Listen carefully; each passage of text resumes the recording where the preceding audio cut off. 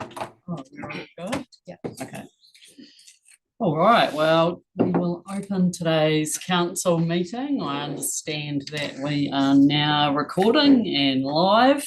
So welcome everyone along today. Welcome to councillors, welcome to staff, and especially welcome to everyone that's in the public seats there today as well. Great to have you here. I'm just going to start our meeting with a karakia. Tuia ki runga, tuia ki raro, tuia ki waho, tuia ki roto, tuia ki te here tangata, ka rongo te pō, ka rongo te au, omi e, hui e, kai ki e. Thank you. Okay, well, we are going to be trying for a nice, efficient meeting today, but we have got to do a few things first. We've got apologies, and have we got any apologies in? I don't think we actually have. No. So everyone should be present. Hopefully Councillor Laws arrives at some point. We do have public forum today, so we're going to kick straight off into that important part of the meeting. The order for today will be the Dunedin Tracks and Trails, followed by Coastal Community Cycleway and then Extinction Rebellion. But I understand that potentially Dunedin Tracks and Trails and the Coastal Community Cycleway connection might like to come up together, and that would be fine, I think. So however you'd like to handle that, we have some seats at the front. Are we all sorted on the IT? We just high up. Councillor Laws has now joined. Oh, welcome, Councillor Laws. Thank you. You go to the middle.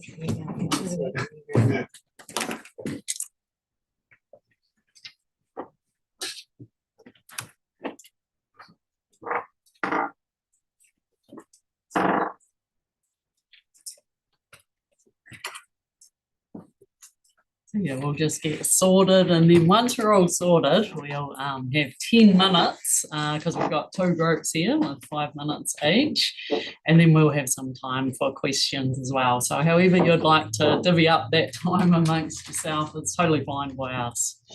So thank you very much for hearing us.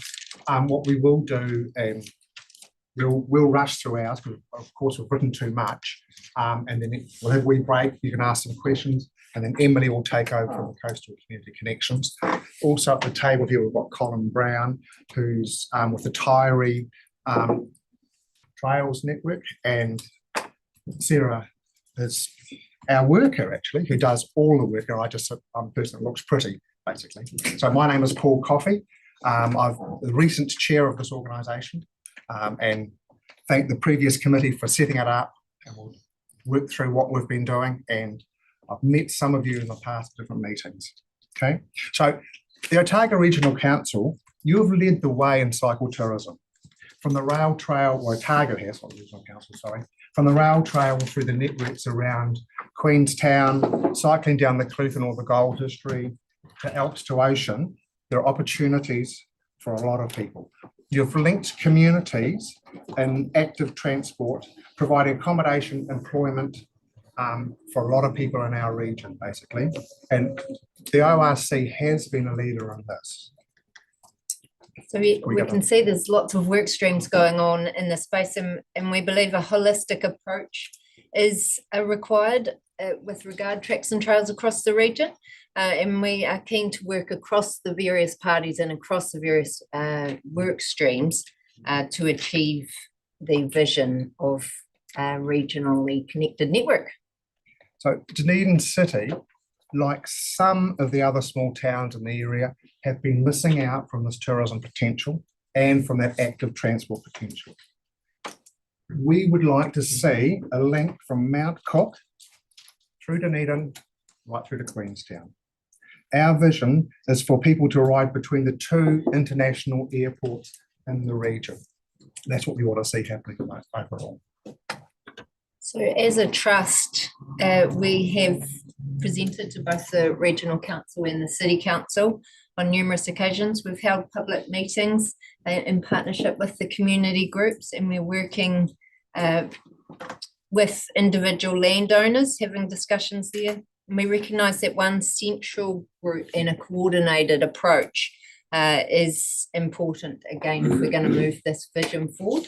Okay. We'd like to note basically that staff and councillors have been very good to us.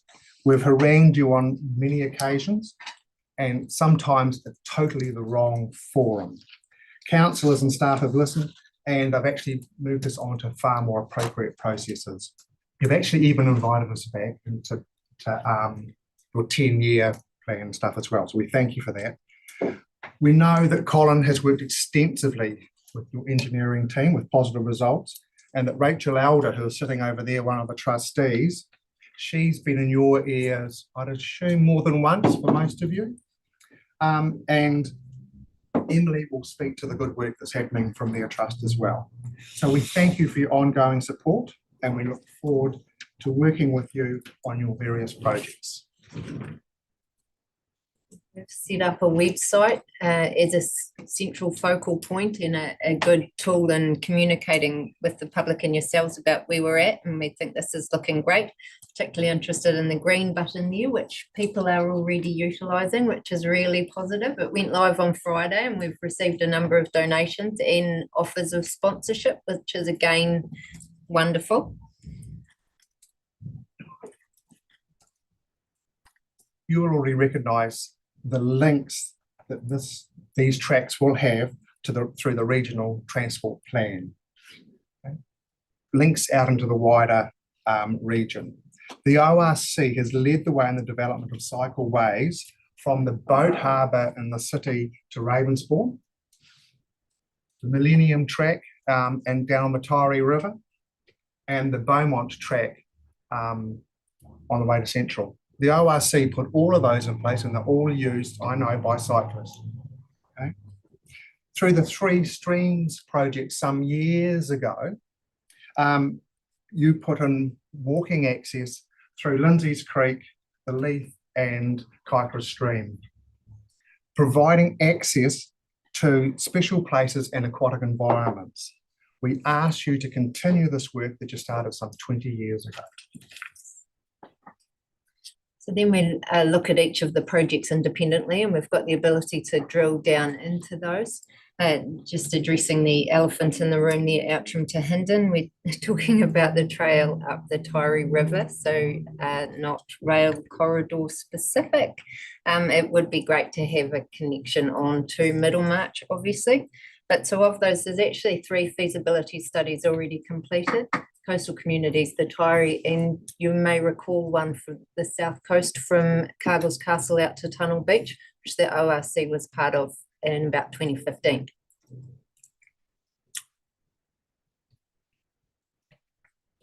So, by supporting us, we hope, or we know that you'll achieve your outcomes for active transport and connecting communities quicker, with less cost to the ratepayers themselves. We're able to access philanthropic funding and volunteer groups. This is this Sunday church group on Nichols Creek track that meet most Sundays and just work away on this track for some years now. Okay, so we have access to volunteer resources that may not, and philanthropic funding that may not be open to local governments, basically. Okay, about the next one. So this slide, we think, speaks for itself. This is what we're asking. We're asking you to continue to show this leadership and support us financially, and we'll be coming to ask for that through your 10-year plan. Yeah, that's the completion of our section. So are there any questions? That was perfect timing too. Well done. Amazing. Are there any questions, anyone at this point? Clarification? Yep, Councillor Weir. I was just wondering on that cool map you had earlier, around the existing and feasible ones. More of a personal question, but that on the grey existing, after the Te Ako Otago, it goes down south. Where is that? Because I'd love to use an existing trail there, but I'm not aware of any. We need to go back to the, I'm not sure, no. The tunnels, it was a grey area, so. Yeah. There's some- Right. Thank you. Yeah, that- Oh, that's the tunnels trail. So poor old Jared Highland has been working on that, I think, for 12 years now. Is it even 18. long? 18. Sorry, got that wrong. Okay, even longer. So we know this is a work of perseverance. So the DCC have picked up that as part of their work. They have started working on the initial tunnel out of Wingatui and hope to have that open at Christmas time. You won't be able to use that completely yet.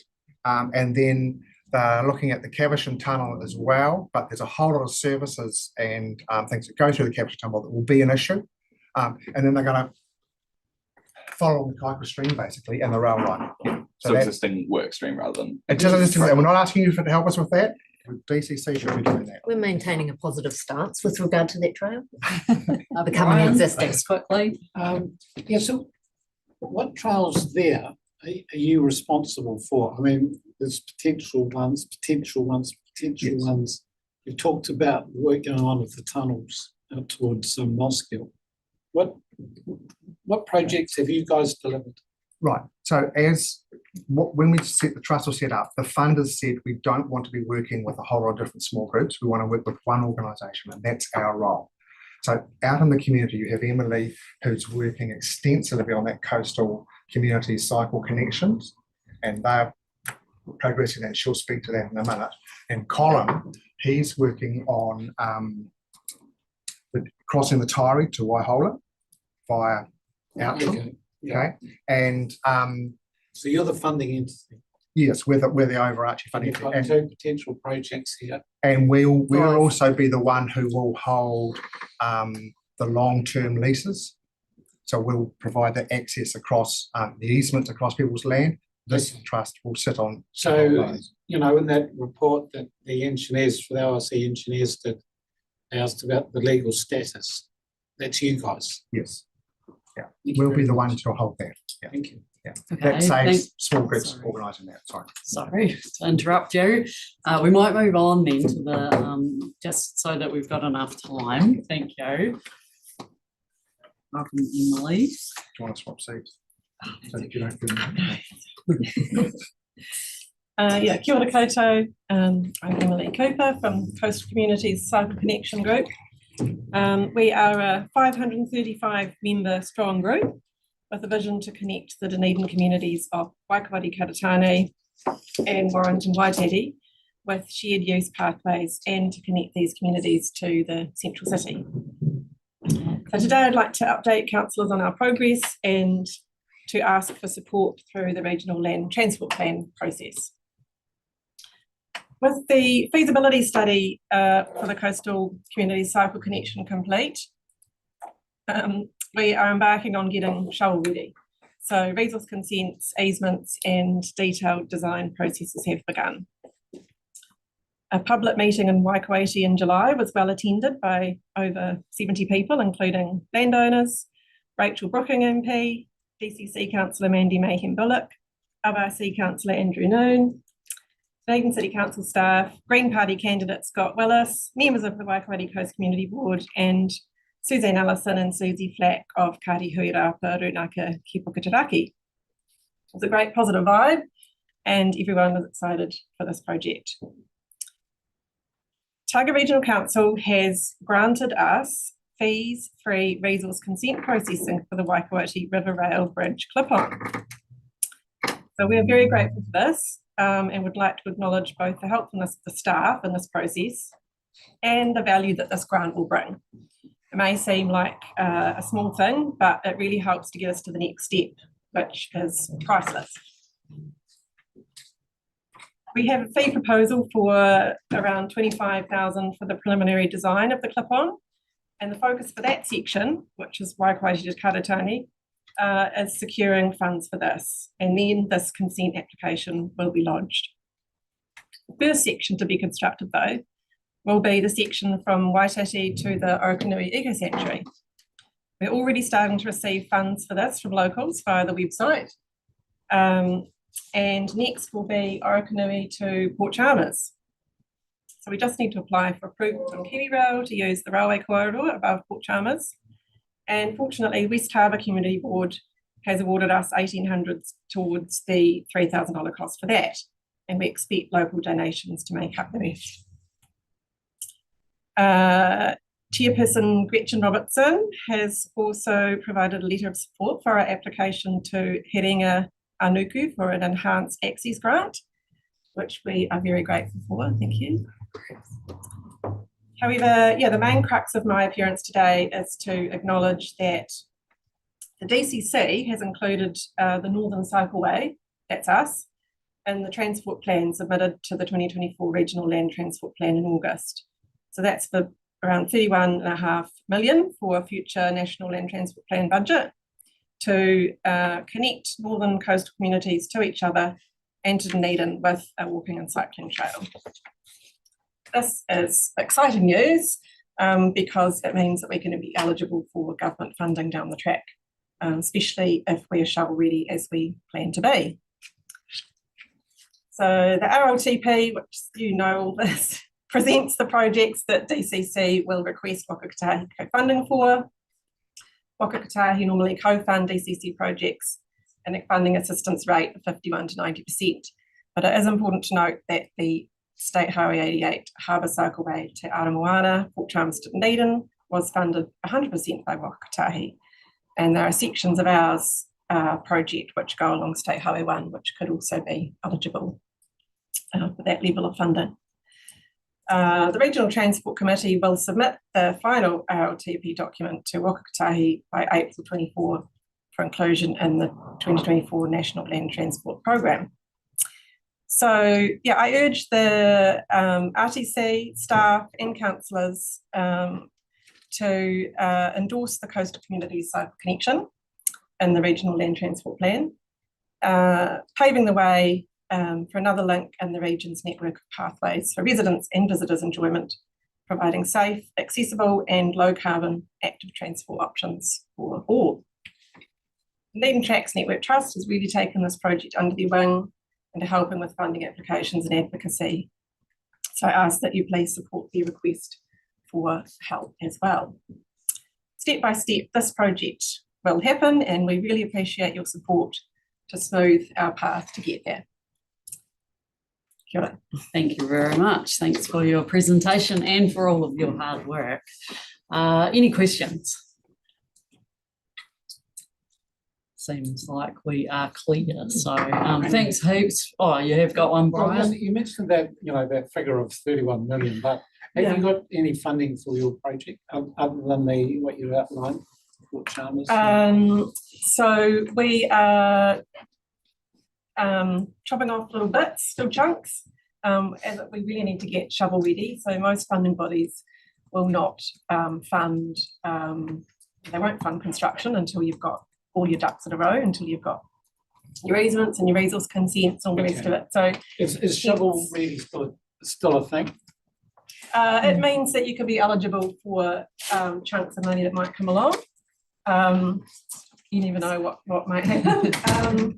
It also means, that we're not necessarily reliant on government funding, but that we can go to trusts and other funding bodies that do fund these types of projects. So none of the key philanthropic trusts or the gaming trusts that we will be seeking funding for will look at an application until you have resource consent. So that's where we need to get at before we can do anything. Thank you.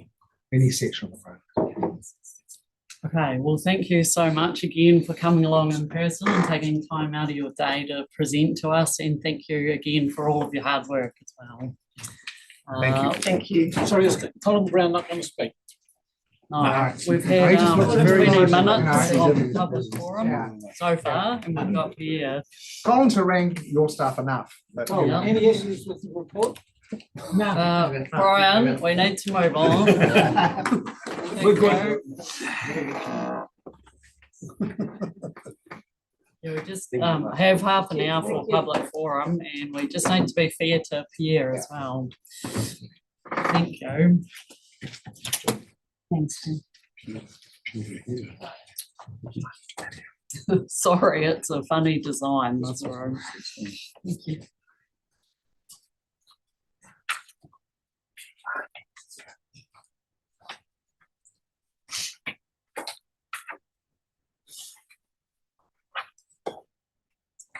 Welcome. We're ready. Kia ora koto katoa. My name is Pierre Marasti, and I'm speaking on behalf of Extinction Rebellion. Globally, October was the 5th month in a row to break temperature records, and by a large margin. But even if this is causing, amongst other disasters, raging fires in Australia, we will focus today on slightly more positive news coming from the global justice system. Climate change is the largest crime ever committed and potentially the last one. We are all responsible, but some of us are more than others. And the justice system is slowly starting to play its part.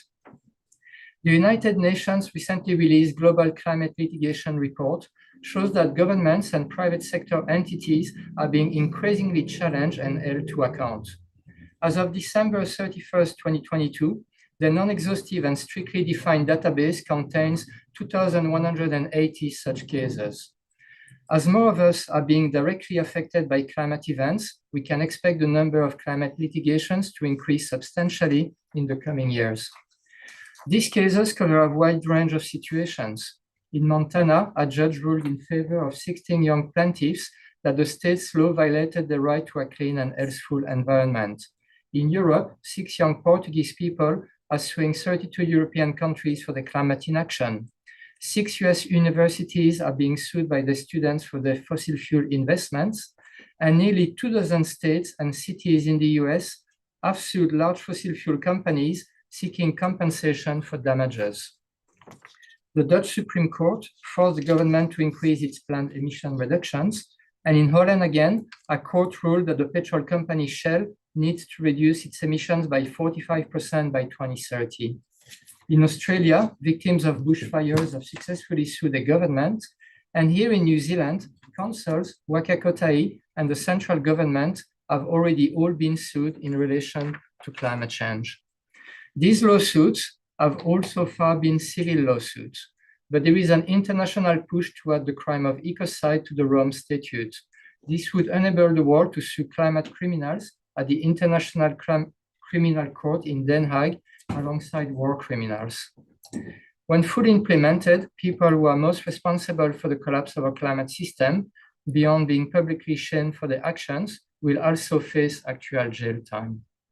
We encourage you to read this report on litigations from the United Nations.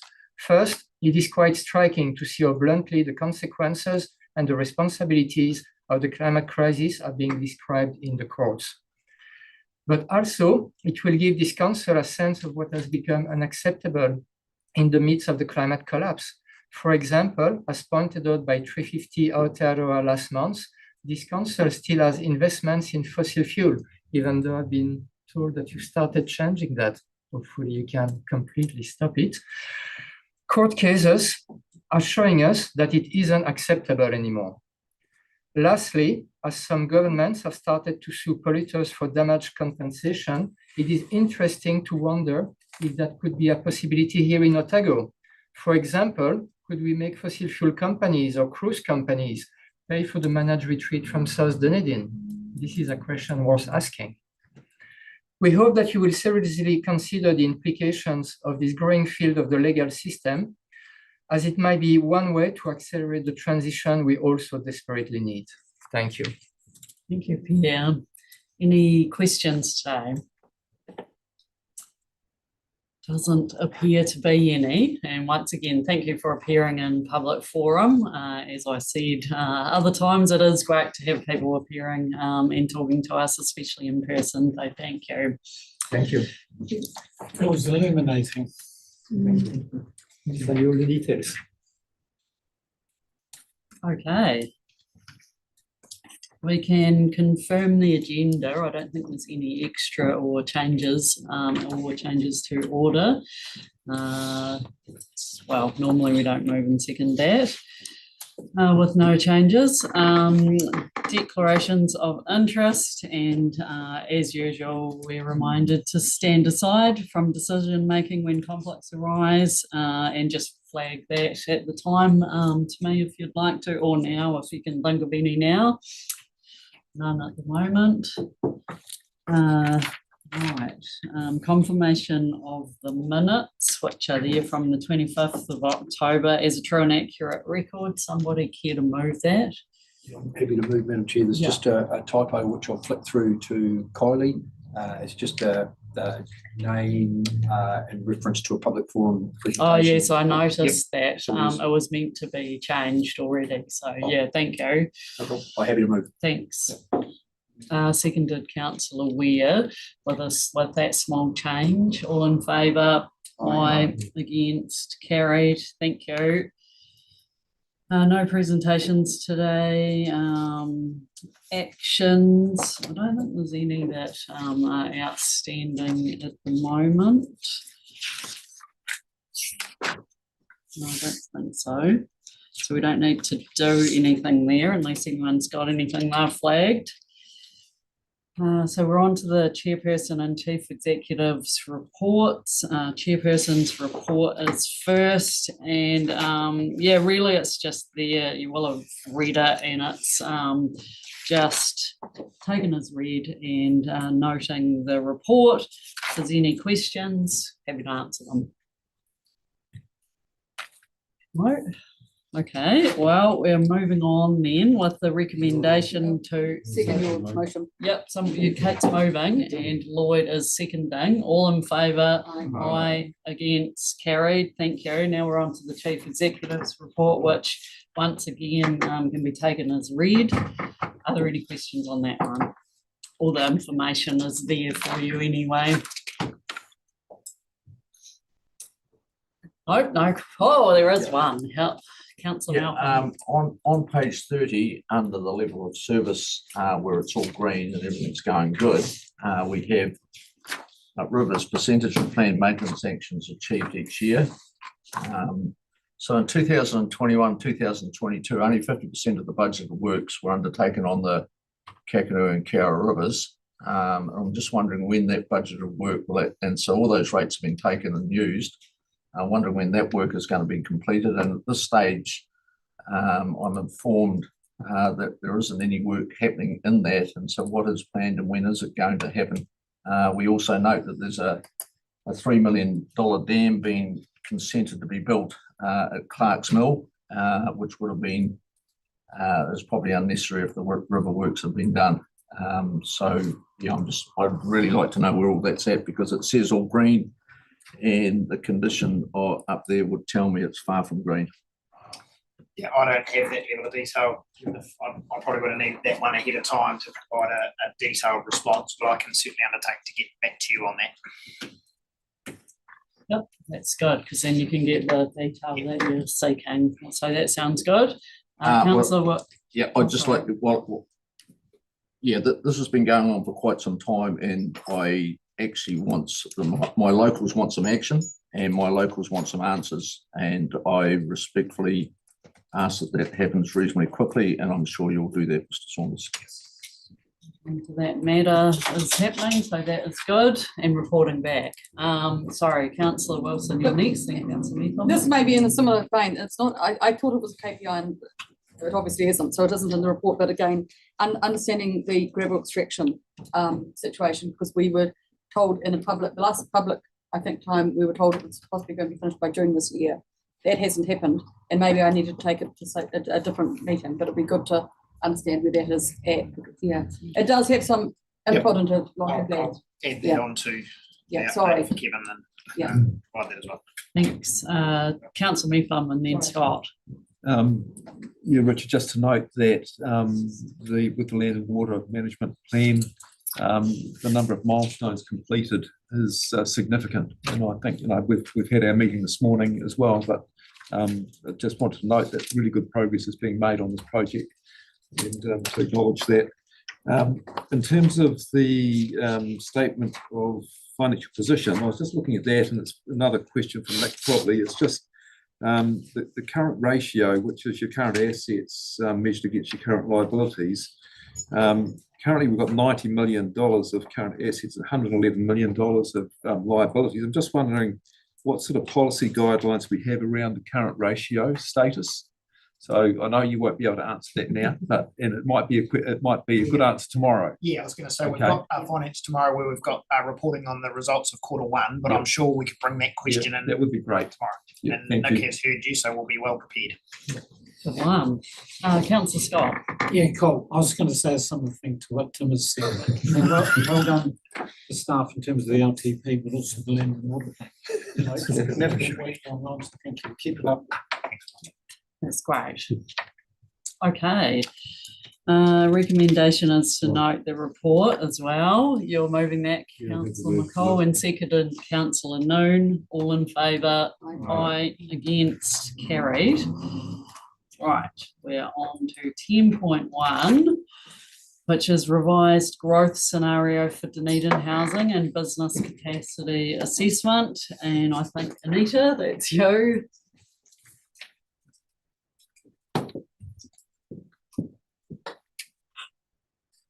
Probably speaks for itself, this paper as well, but yeah, seeking approval for adoption of a revised growth scenario for the housing component of the Dunedin housing and business capacity assessment. Yeah, and yeah, moving from medium to high. Yep. Yep, so yeah, take the paper as read, happy to answer any questions.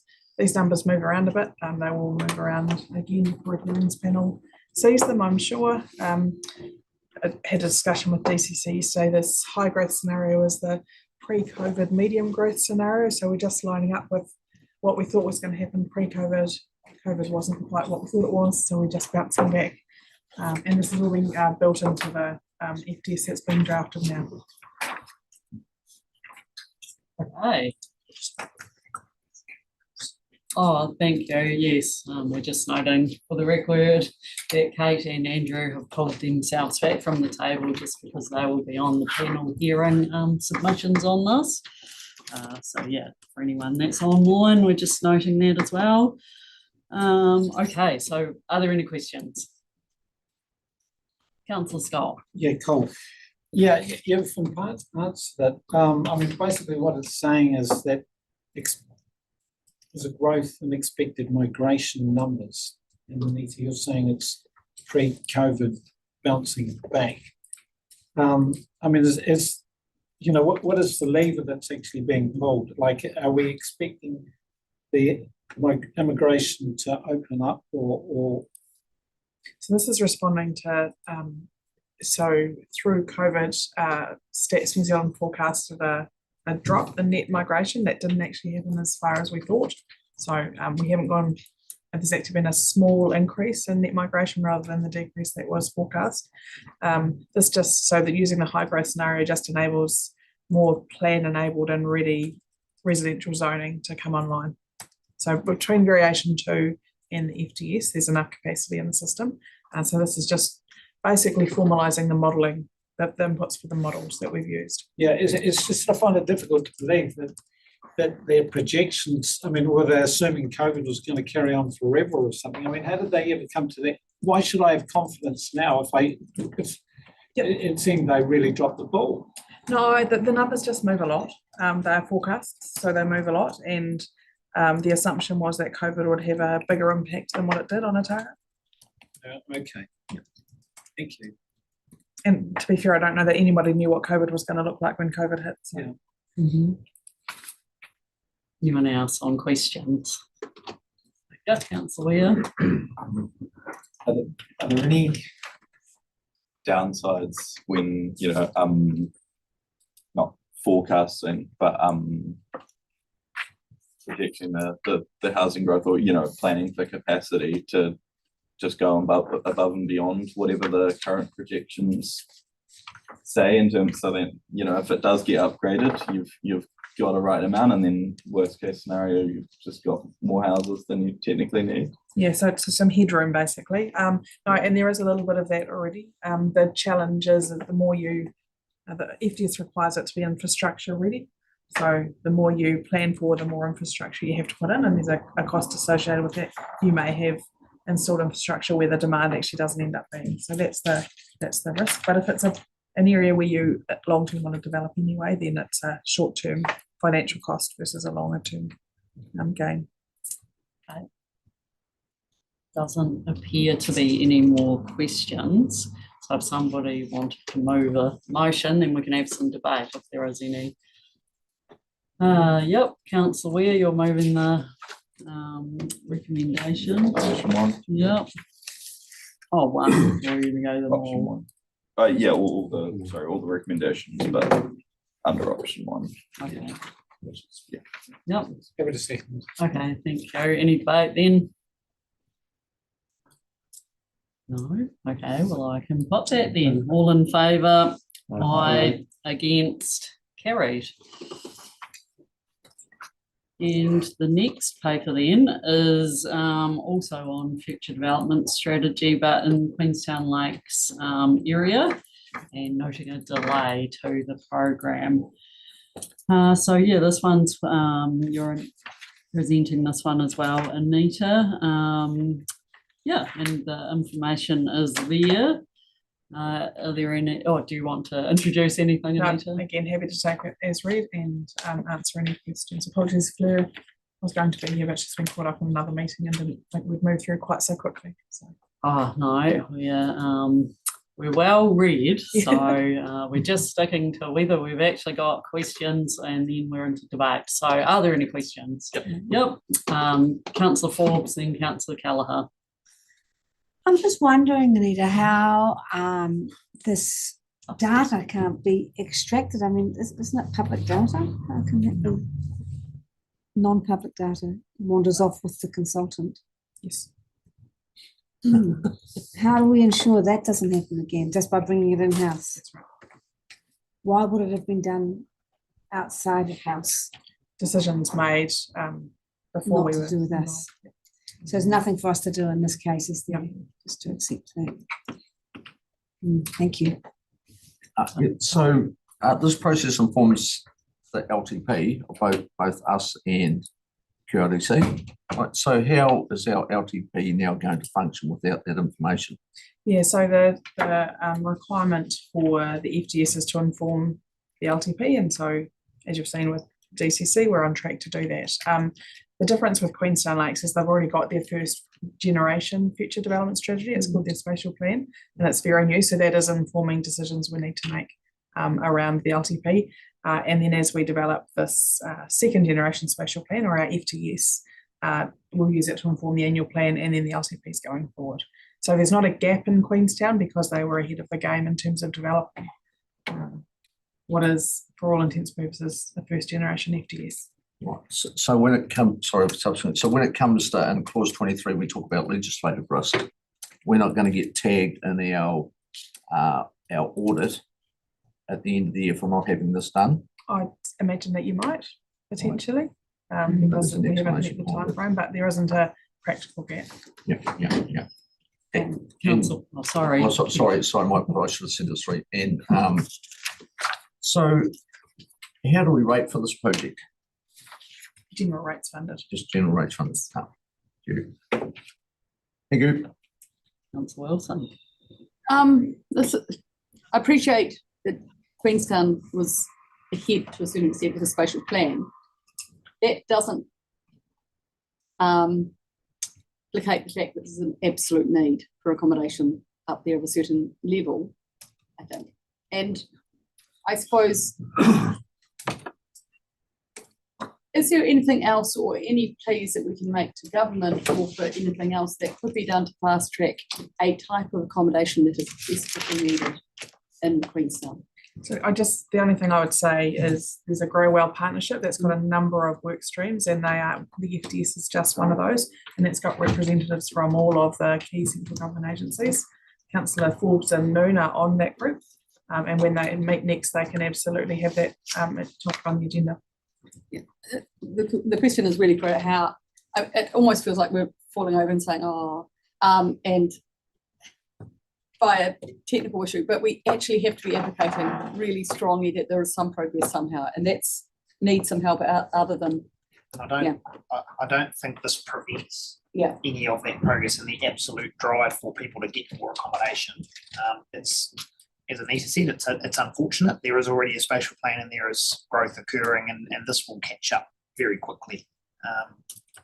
So yeah, understand what you're saying, Kate, but I think from the conversations I've been involved in, this won't prevent that current desire to get more accommodation available more quickly.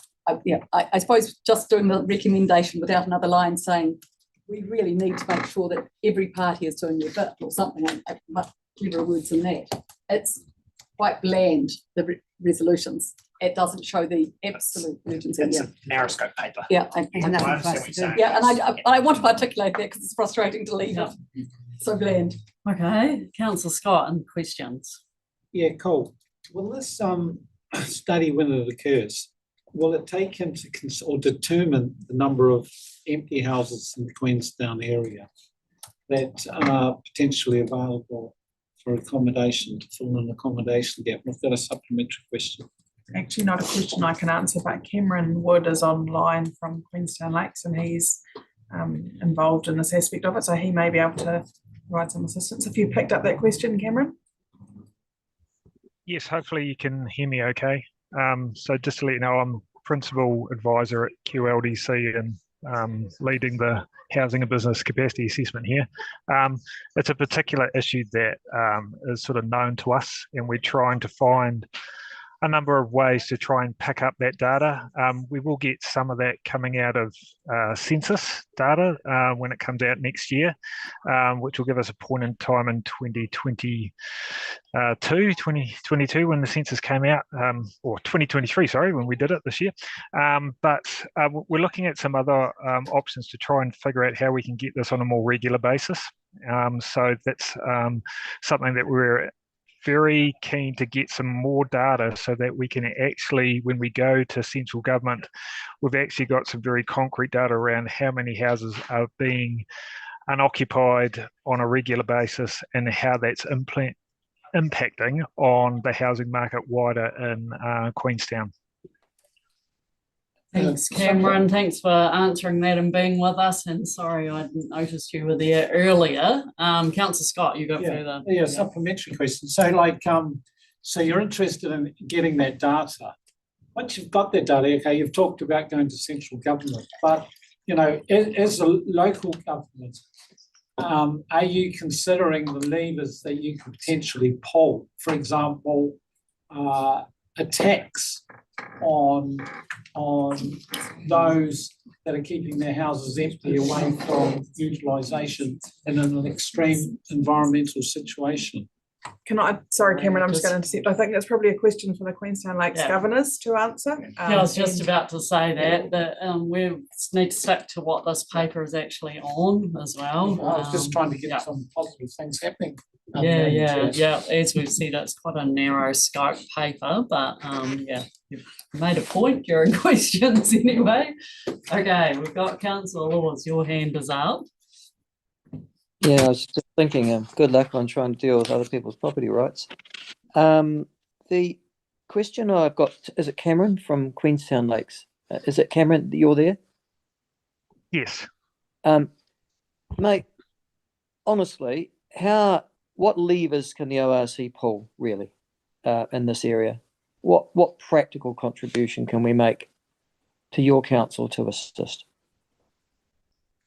I think we're working in the partnership approach, so bringing forward the regional council into this discussion, and there is a need for advocation, I think, in terms of once we have the data and what the options that we have to try and address this is to work with us as a partnership in terms of the regional council and the local authority with central government to try and figure out some concrete responses to the specific housing needs that are in Queenstown, and they are very different to other areas within New Zealand. I mean, I've come from Christchurch in terms of working through the earthquakes, it's completely different approach to housing and business development than it is to Queenstown. And the councillors have touched on tourism and unoccupied housing, and how can we sort of look at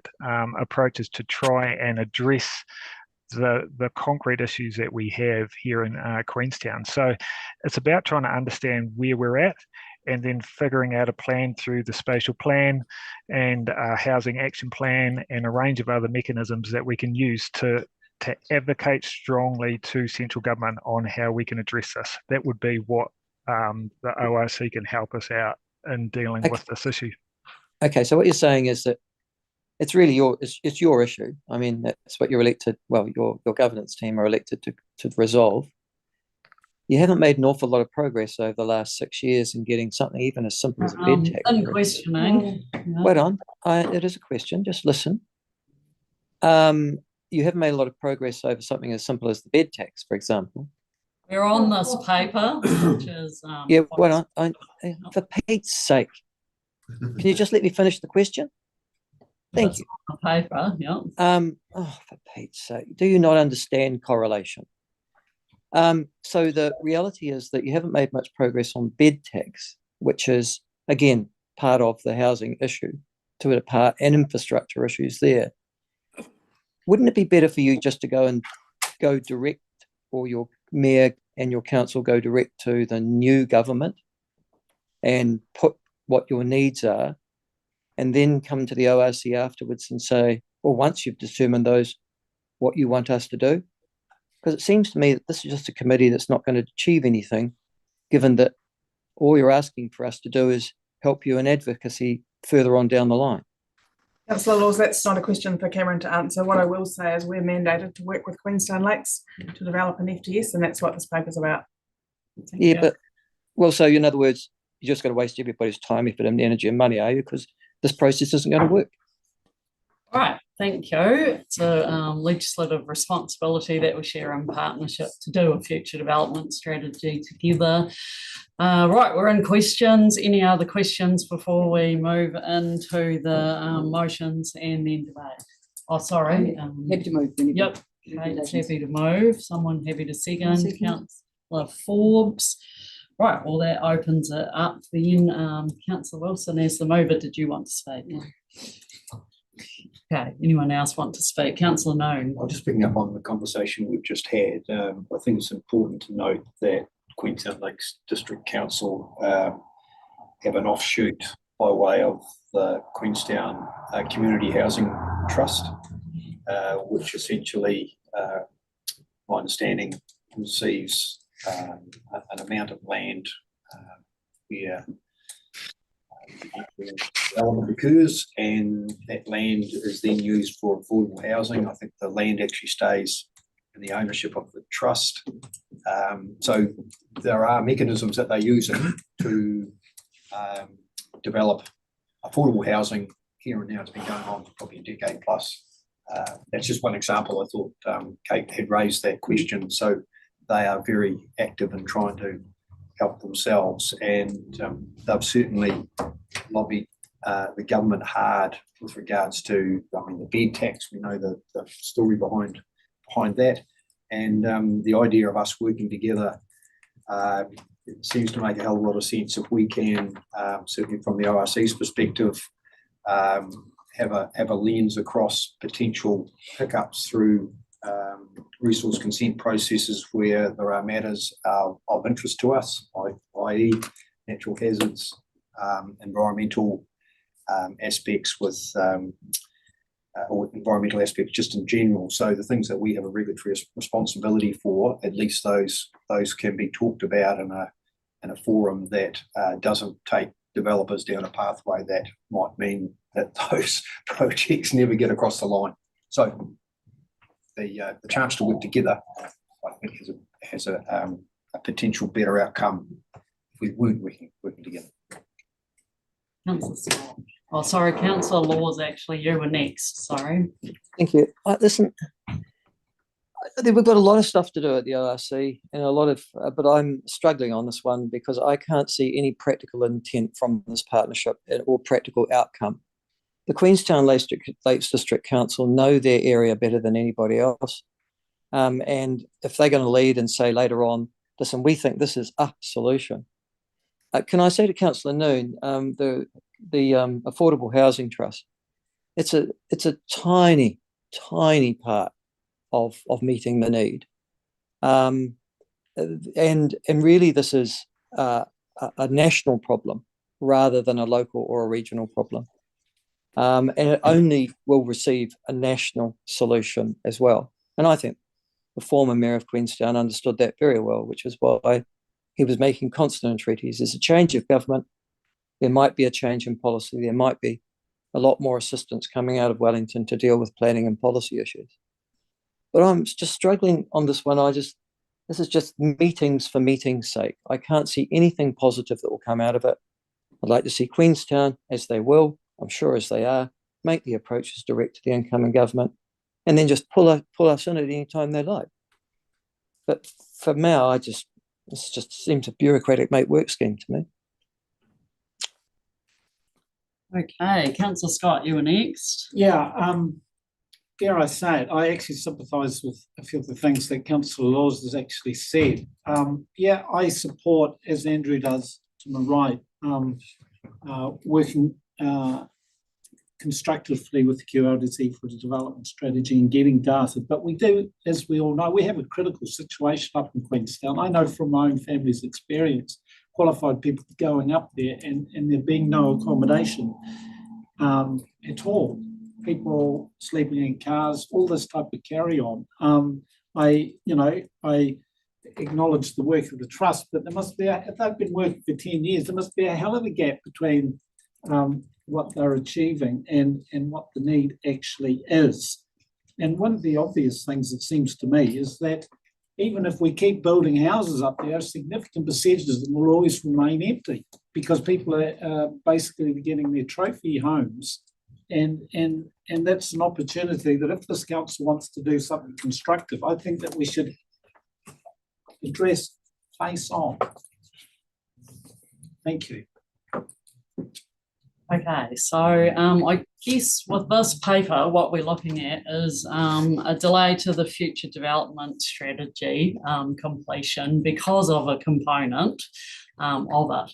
Now, the future development strategy, as Councillor Noon's noted, is actually really important, and it is a 50-50 ORC QLDC thing to produce together. And it's important that we do. We are far stronger in partnership than we are. I'm not sure what's being advocated for here, but perhaps we could sit in Dunedin and just completely stay out of Queenstown as an area. That is not the way forward. We are working on an FDS together. And as has already been stated, there are a number of areas where this regional council has a legislative responsibility. It is our region, it is Otago. We've taken an oath to represent everyone in that region. Now, as Andrew has mentioned, hazards and where we develop is incredibly important. Infrastructure as part of an FTS, we have to consider infrastructure. Now, when we're doing that, we deliver public transport, which is a huge part of what we do. We also have responsibilities in wider transport planning. We also look at infrastructure from a consenting point of view. So when discharging to water, for example, or even to land, anything like that, stormwater, whatever, we are interested.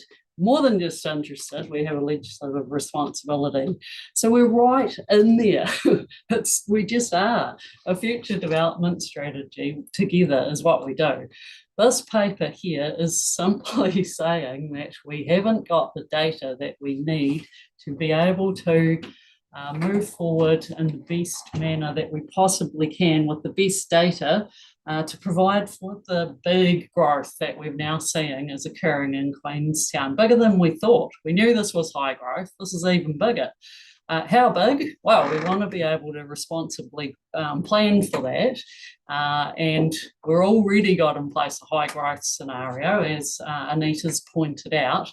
What we can do with more data is we can be a lot stronger in all the areas that people have suggested in terms of the strong united voice that we can present. So, hey, we've got here a delay. That's all this paper is on. It's not on all the other things. Please bear with me. Sorry that I mentioned them. Thank you. Any other debaters? Yep, Councillor Kelleher. Completely agree with everything you have just said. I do believe we need to be in this space. I do believe that a time delay is unfortunately necessary because Queenstown is under pressure on just about everything that it is currently doing. And like I said in a previous meeting, you know, we have infrastructure issues. Queenstown remains the jewel in Otago's crown, and it is falling over at just about every step of what is needed for that town and that region. So, you know, the housing crisis, which will get far worse before it gets better, needs central government direction and assistance to be resolved. And the tinkering around the edges, the suggestions of, you know, $8 million homes on Queenstown Hill suddenly should be available for fixing the housing problem, to me is just utter madness. You know, and we're going to see padlocks on baby grand pianos. It is. We need far better solutions, and I think central government needs to assist Queenstown in an awful lot of areas with national funding to assist. Anyone? Oh, sorry, Councillor Just Paul. quickly, just carrying that on, given that, do we start thinking about how we support them in that bid for their bed tax? So question, yep, we're in debate, but yep, sorry, I know. just throwing it out there as an Rhetorical. idea. Yep. I'm not really debating. Okay. I'm happy to move those 5. So Has it been done, is it? Yep. Has it been seconded? Yep. Yeah. It's all done, yep, so we're ready to, you Yeah. weren't saying that we should put it? I thought we were right to reply. Oh, thank you, Councillor Wilson. He's already had a debate, yep. Look, for all the reasons is why I moved it, and I share the frustration that we're not getting any further for the very people that desperately need a house in that area, who are trying to work hard and to build the economy there and serve the people to make it continue to be a wonderful place. I think the challenge is twofold. One is that obviously we're not going to be prepared not to have a minister possibly till the 30th of November. I'm not quite sure the date of the letter. I presume it's in QLDC are deciding this as well, is it? 30th of November letter? I hadn't thought about that, to be honest. We normally But just email. hopefully we've got a government by then. Yeah, hopeful date. I think if there's anything that we can do collectively and individually, we should be thinking about that, and maybe it can come back to another different resolution. Talking to your local MPs, especially those that live in that area, it is really important that they are really aware of this issue, and we're keen to be part of that answer. But I think just saying that we haven't got a role is a really unfortunate way of considering where we could be using our elected power to do things so much better. And so I just encourage us to be using every lever we have, and that the new government, when it forms, gets that very loud message. Thank you. Right, a reply is done. So I'll put those recommendations. All in favour? Aye. Against? Carried. Thank you. Right, we're on to the limited scope delegations. A number of report writers here. Thanks, Joe. Alexandra and Tammy.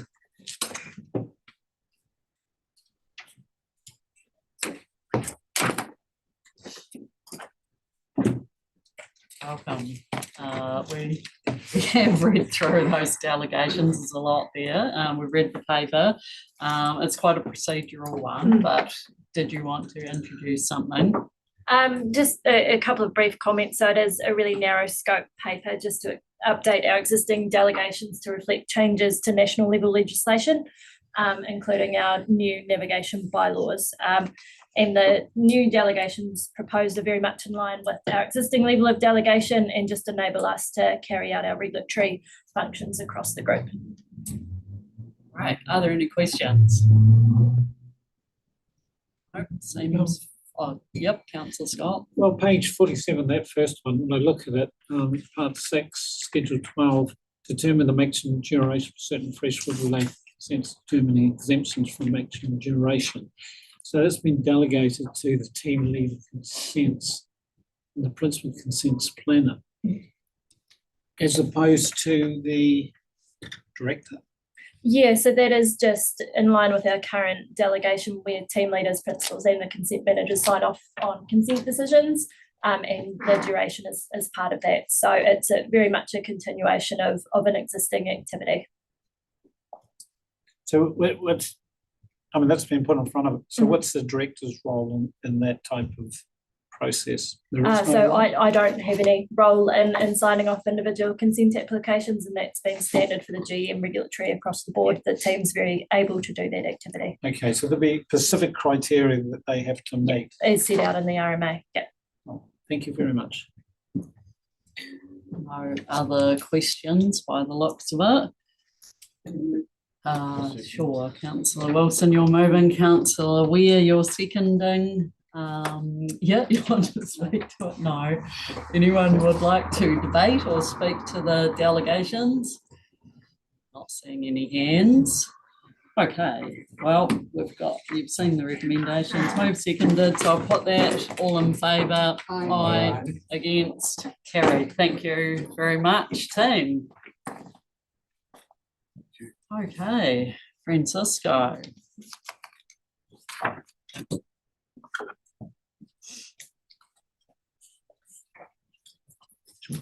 Paper 10.4 Regional Climate Strategy Working Group.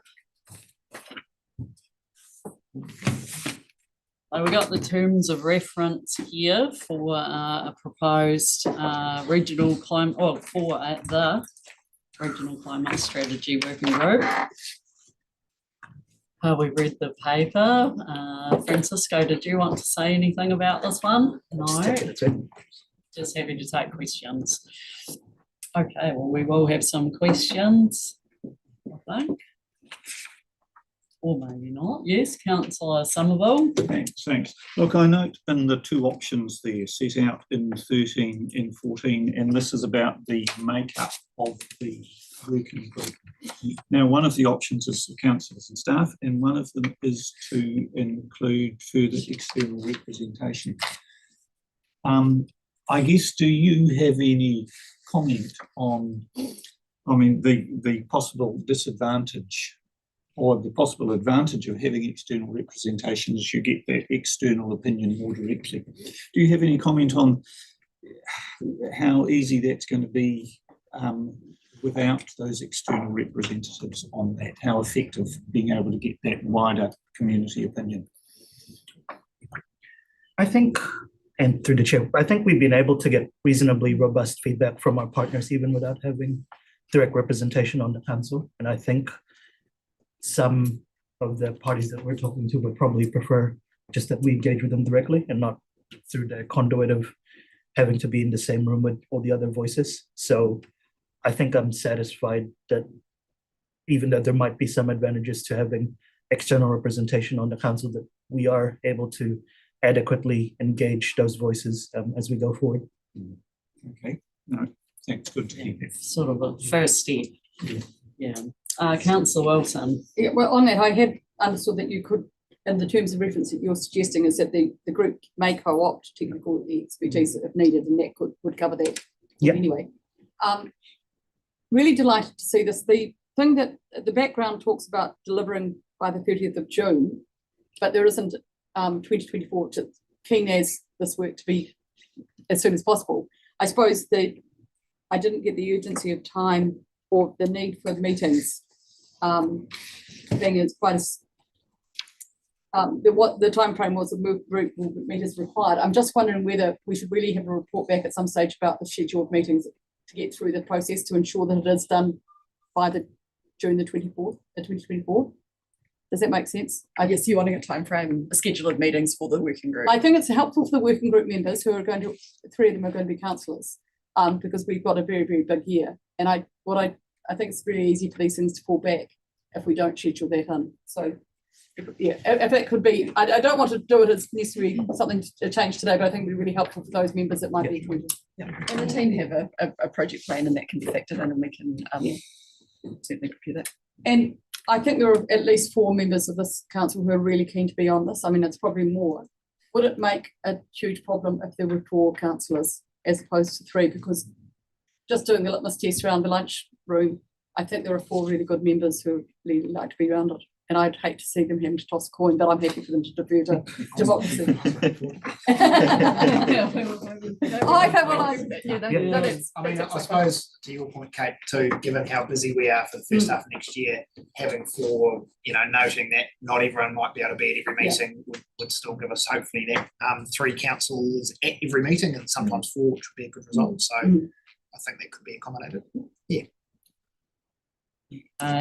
Oh, sorry. I'm just trying to figure out how we're going to get these people to put their names forward. I'm happy to put 4 names forward. Yeah, I think we'll have some questions, but when the time comes, I'll come back to you to suggest some, and we'll take it from there. Questions then, Councillor Scott? Yeah, cool. Thank you for this report. Governance and staff working constructively together on a really important issue. I think it's great. Thank you. Thank you, Richard. My question is page 173, that we had an interesting public submission today. It's about the scope of the group. The public submission was basically talking about potential liability of organisations who are not doing what they needed to have done in relation to climate change. Just wondering if this one's on that paper as well. I'm talking about the scope of the group. So my question is the potential liability of organisations, would that be part of the scope of the group? So the scope of this group would be focused on the regional climate change strategy development. If you're talking about risk and liability, that would come into our strategic risk register and those discussions at audit and risk and some of those deep dives that have been taking place. But I guess the other thing is this group's about the strategy development. The strategy may set up, an ongoing group to oversee the strategy as implementation starts to take place. I mean, this is the first step. It's about putting the strategy in place. But I do think from a risk and liability perspective, there's other forums for that discussion. Well, just might find that there's an element of urgency that if that issue was taken into consideration. Thank you. Oh, sorry, Councillor McCall and then Councillor, did you? Oh, I did have a couple of questions just for clarification. So this is basically a governance group to oversee the development of the regional climate strategy, and the group's to be made up of 3 or whatever number of councillors. And I see it was just had staff from strategic direction, but it didn't actually say how many staff. What are they wrong? Francisco and Yeah, it does say who's supporting the group. So currently me and the manager of the strategy. Which would be Hillary. Yeah. So that's already decided. That's the team working on the strategy at the moment, but there's also multiple different groups feeding in. We've got an internal climate change working group that's made up of staff from across the organisation. There's friends, there's the climate change officers group from around territorial authorities. Richard is the CE sponsor, is for the Otago Chief Executives Forum, which is talking about the climate change strategy. So there's all the work that the other partners are doing as well. So this is one component of all the different pieces of engagement and discussions and work underway. Yeah, that's all good. Another one's just a comment. We're a bit concerned if there might have been a lunchtime meeting. I think it's important if we're creating our group that we have a cross-section across urban, rural, northern, southern, politics, whatever. So it's really important that it's not that we get a cross-section of points of view as well.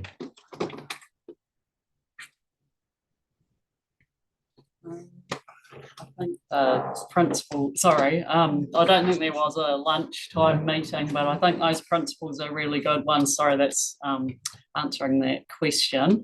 And that there would be a robust process now for deciding those people as well. I don't know who they are either. So we can decide that, or we could do it another way too, whatever way people want, like delegate it to me to decide, or whatever you want to do. So we haven't decided anything. Yep. Councillor Metham. Just a question I have in my mind is around the South Dunedin Future Development Project, and whether there's any sort of duplication that's going to be happening with this group, as well as the work that's happening with DCC and ORC? Or how do you see it working together? To the chair, I think the idea of the regional climate strategy is to bring that Otago-wide picture of initiatives that are already happening on the ground. So one of them is the South Dunedin Future Project. So it would basically, the strategy doesn't duplicate it. It instead kind of takes into account what's happening and casts an Otago-wide lens on what might happen in other areas based on what's happening in the South Dunedin Future Project. So they're kind of separate, but it does feed in. Happy with the questioning then? Yep. Okay, we might be back to you, Kate, then, having signaled that you wanted to. Sorry, it wasn't a something. lunchtime meeting. We had lunch and I talked to people, sorry, apologies if I gave any indication about those that might be willing. And I know that this table has got some really good people who have opened their minds to the stuff already. Yeah, which is fantastic. And I'm going to suggest that. So the first question is, do we need a chair out of that, or will they self-elect a chair? They will self-elect. Yeah, cool. So I was going to suggest Ellen and Elliot and Alexa and Kevin, which gives a good spread of issues, but also brings us really good knowledge to the table as well. And capacity, apparently. But I mean, that was just what those that were listening. If there's others who wanted to put themselves, oh, sorry, Kate, you were talking at the moment. I interrupted you. No, well, I'm happy to nominate those. It's probably not appropriate for me to suggest, but I guess if there were other people that really wanted to as well, though, they could put their hand up, and if there's too many, then we're going to have to get the coin out. Bring out the coin, or delegate somebody to choose amongst them. So if there's, I think if there's, we've got a motion at the moment that notes the report, approves the terms of reference, and appoints councillors Ware, Somerville, Forbes, and Malcolm. Yes. Onto the working group. That's the motion. I don't think she actually said it as a motion, just a question. Sorry, that was going to be my motion. I said, I was happy to move. She hadn't actually stated that she was going to do a motion. Which is why, I should have, sorry. So we're moving, and you are moving that. Yep, I'll good. second that. Seconding that. Is there any debate or, Councillor McCall? I'm happy to put my name. I'm happy to put my name forward. I think it's really important that you just get a good cross section of political persuasions and area persuasions, and I think it's really important that happens. And personally, I think that the committee should be. Personally, I think it should be left for the chair to appoint the committee.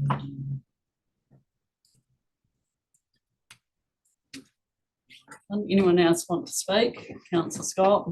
I think that's right. I don't think it's right for one councillor to turn up and suggest 4 names. And, from a conversation, then that just gets pushed through. Just a point of order that she did move an appropriate motion. Yep. Yeah, but nevertheless, an appropriate motion was moved, but it's actually, like, I know, speaking from a South perspective, I'm interested in climate change, but I'm reticent to put a name forward because of the process that's happened. Because there's already a group before. I will withdraw my interest. But I think a more appropriate process is that people that would like to get on this group should maybe email the chair and talk about their aspirations, and the chair comes to a conclusion.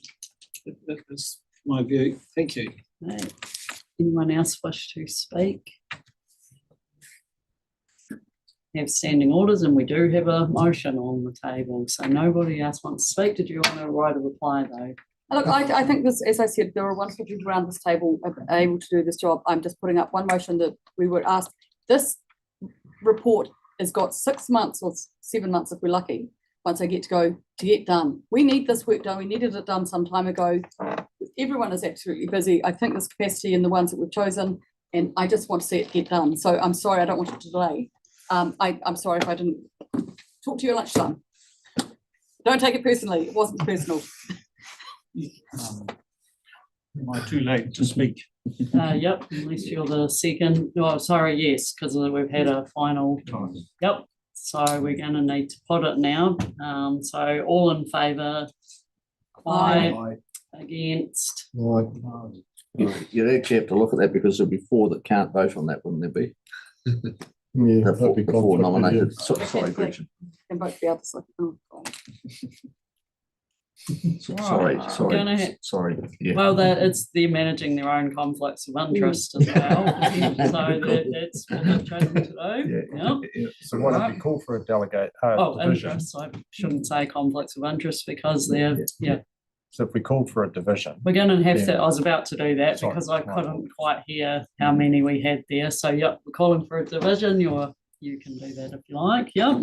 Yep, well, I'll call for a division. Yeah. And then the appropriate councillors who have their names for can choose how they manage that conflict. I'll abstain. Can I ask for staff advice on that? Can't hear, sorry. Can I ask for staff advice on that? I'm not actually sure whether that's counts as an interest, under the legislation or It's anything, a- being on a working group. I'm it's just just like your- unclear. It's your own call, really. Yeah.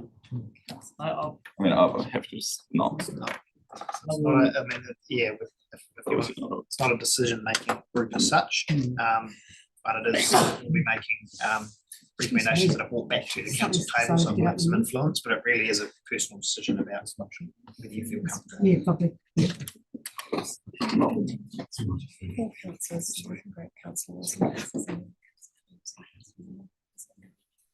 Yeah, we're just, sorry, confirming the actual motion here.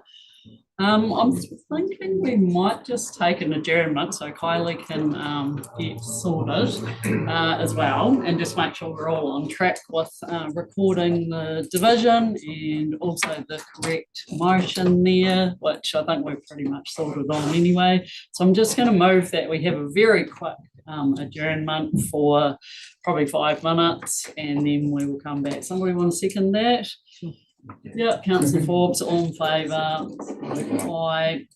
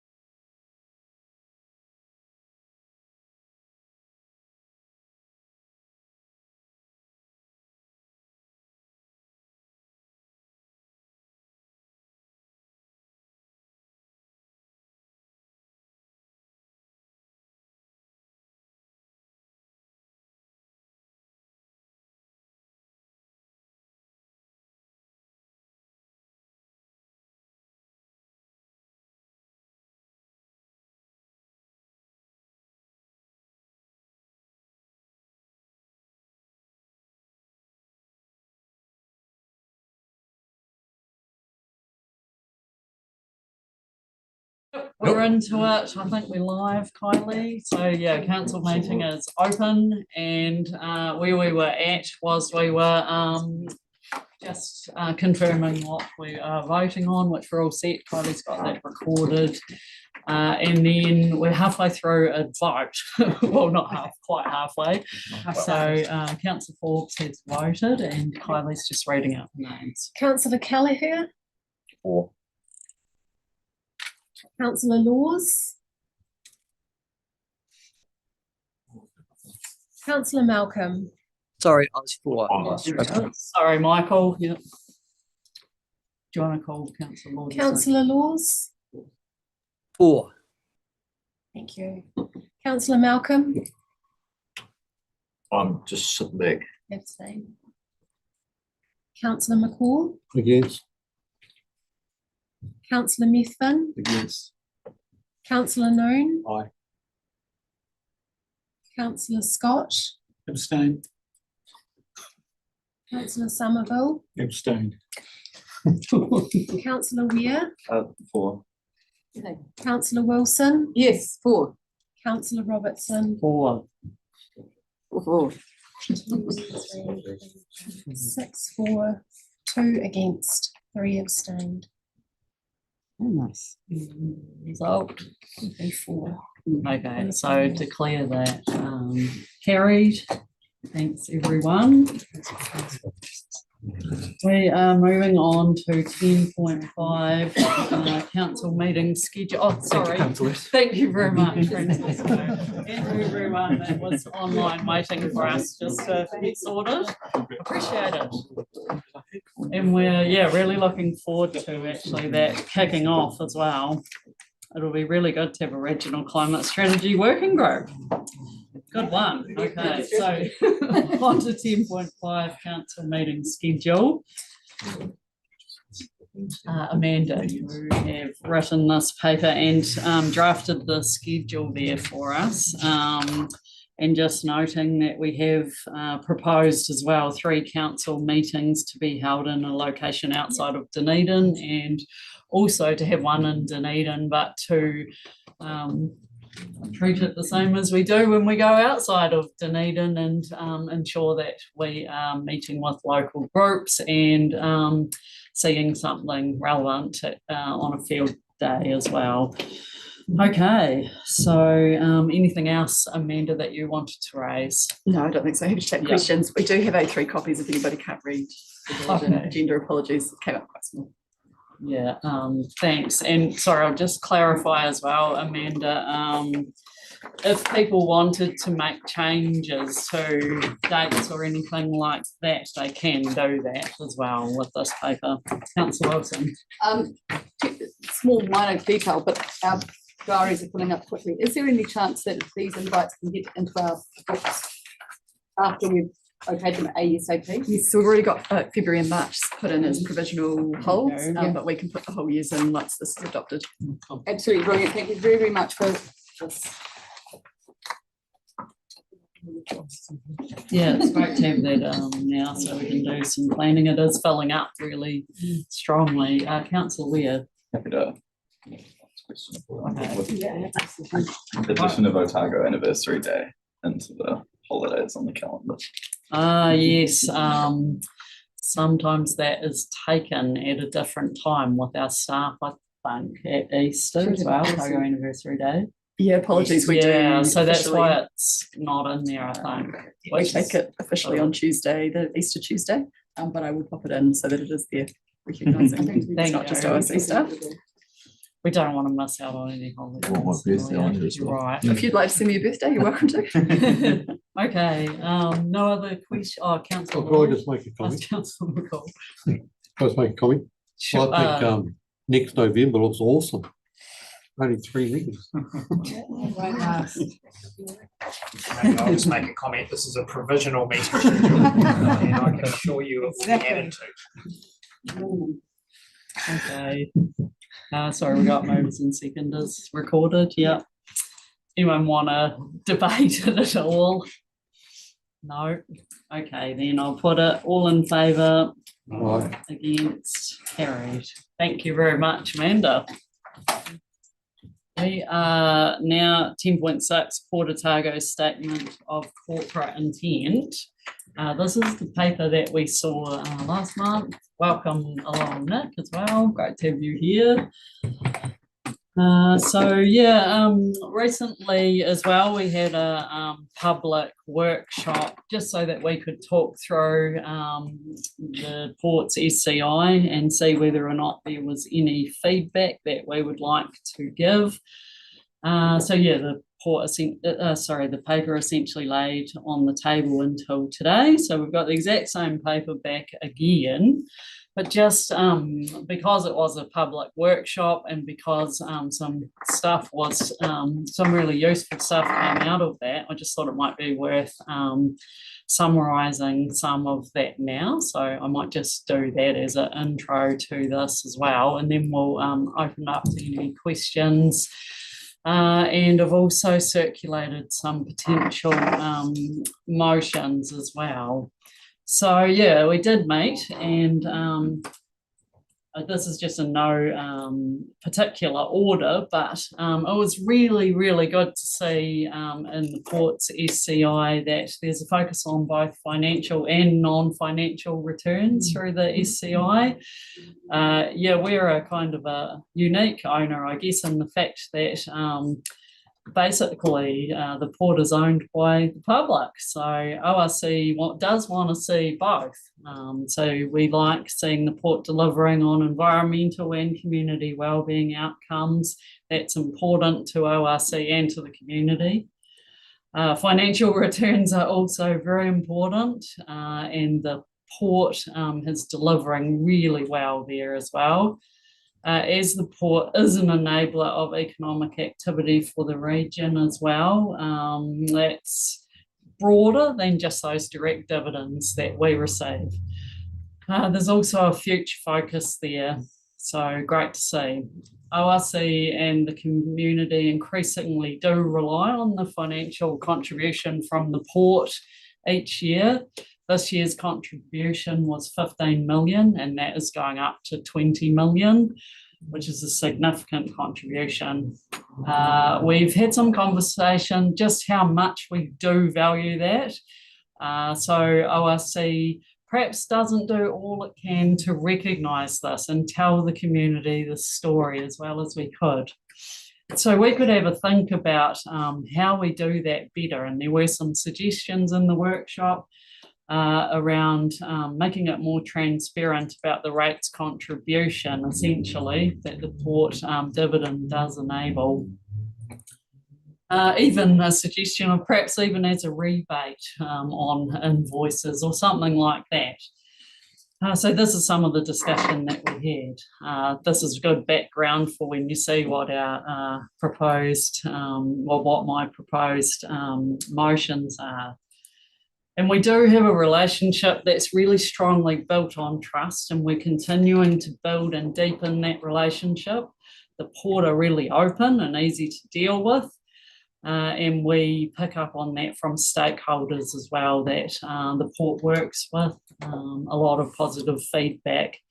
One of the examples is Te Raoni Beach recently, and also working constructively on noise issues. There's a whole lot of others as well. We need to continue to operate on a no surprises basis and let the port do what they're good at and fulfill their legal obligations in running the company, which means that we can focus on what we're good at. So it's a really strong partnership. And it's a partnership that is built on trust, so we can raise questions and we have really good conversations too.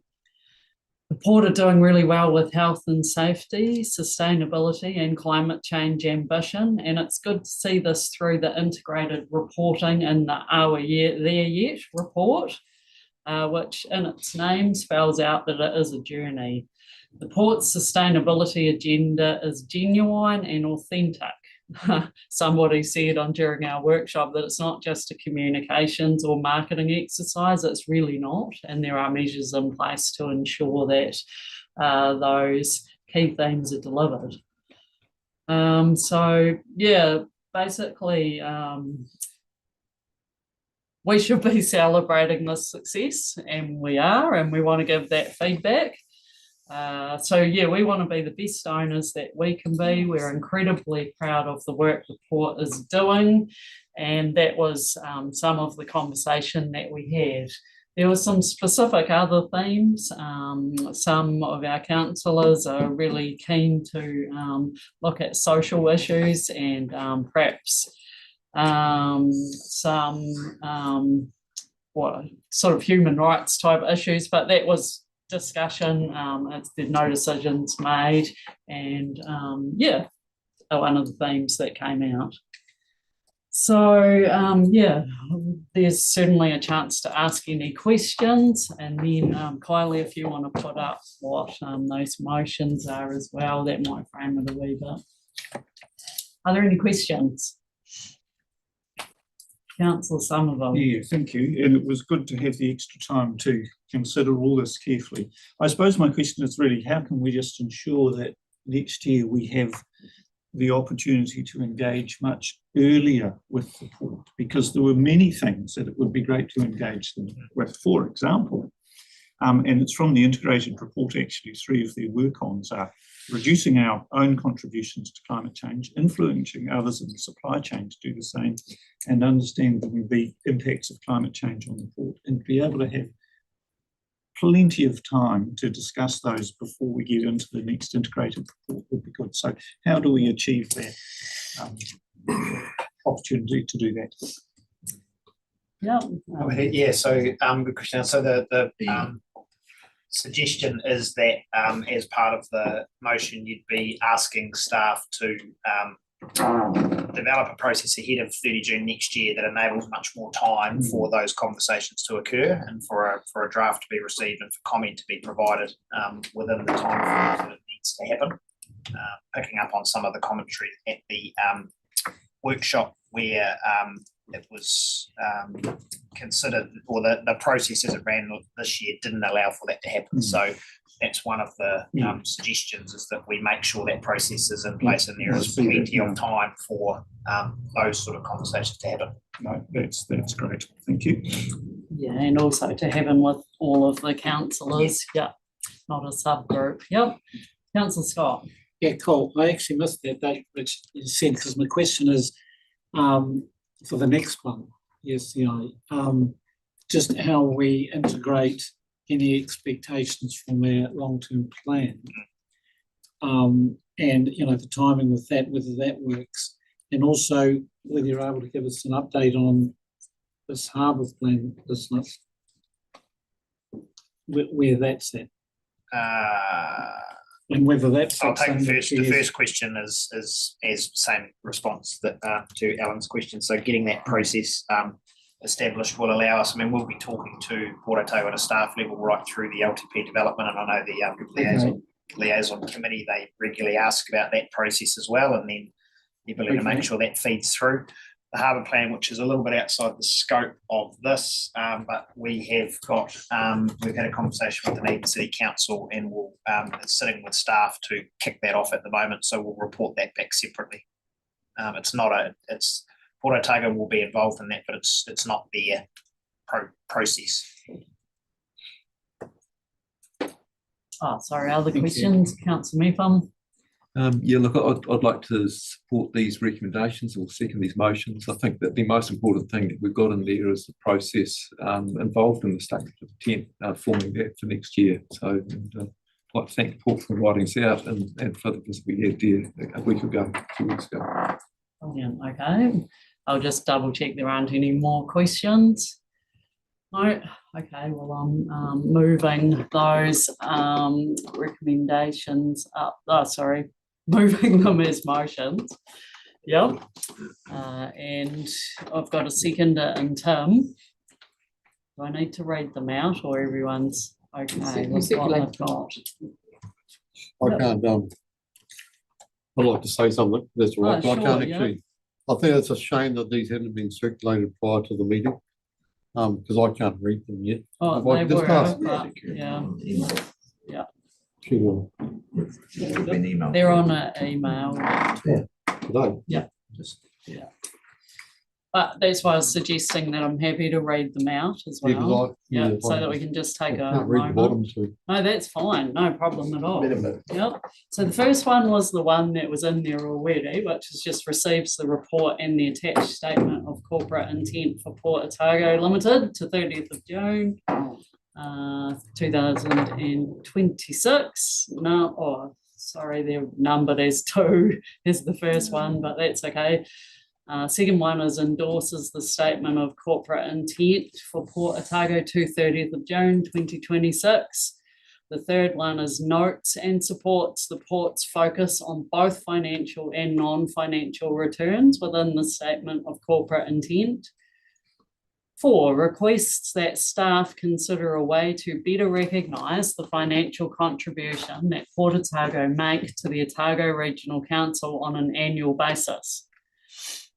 5, requests staff work with Port Otago prior to the 30th of June 2024 to ensure the process for reviewing the statement of corporate intent meets statutory timeframes and enables councillors to give feedback on the draft.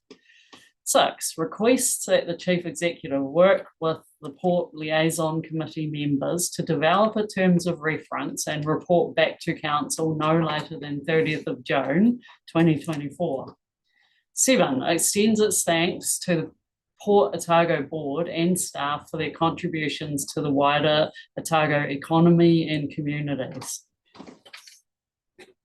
If you need a little bit of time to consider them, that's okay. All right. So, what's this?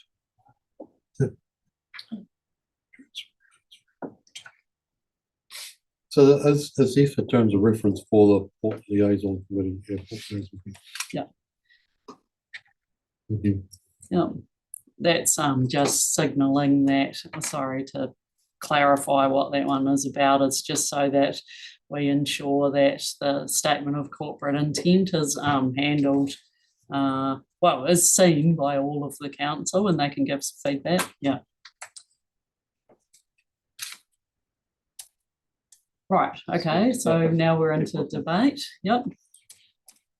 I don't need to speak, so Councillor Ware, if you'd like to. Yeah, I'm happy to support these motions.